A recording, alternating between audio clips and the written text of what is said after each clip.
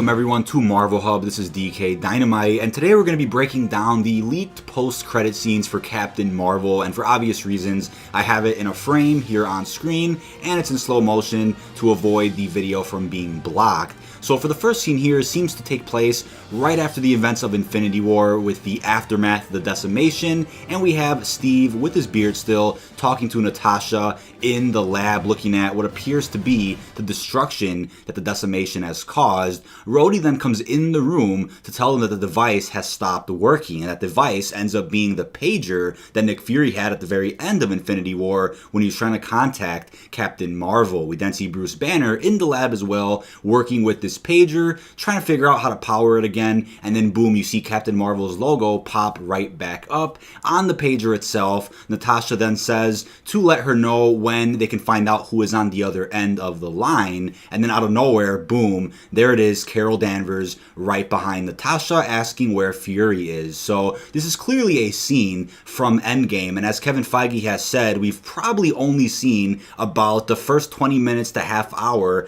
of Endgame when it comes to all the footage that we've seen from exclusive trailers and little clips like this, which is good to know because it seems like Captain Marvel will be playing a pretty large role in Endgame, and she will be appearing in the very first act. Now, it's also a similar trend to how the post-credit scene worked with Ant-Man. At the very end of Ant-Man, they had a scene that was directly in Civil War. So pretty cool how they're just using an actual scene as their post-credit scene. Nothing too special, but does give us a hint at what is to come. And other than that, we then have the second post-credit scene, which involves more of a goof similar to Ant-Man and the Wasp and Thor Ragnarok, where those two films had one serious post-credit scene setting up future Marvel films, and they had one goofy post-credit scene right after that. And with the goofy scene here, it seems Goose the Cat somehow consumed the Tesseract, also known as the Space Stone, and I think it's a pretty cool tie-in because we know Howard Stark found both Captain America and the Tesseract at the very end of Captain America the First Avenger, and then in the first Avengers film, Nick Fury just has the Tesseract, but there's obviously a very easy gap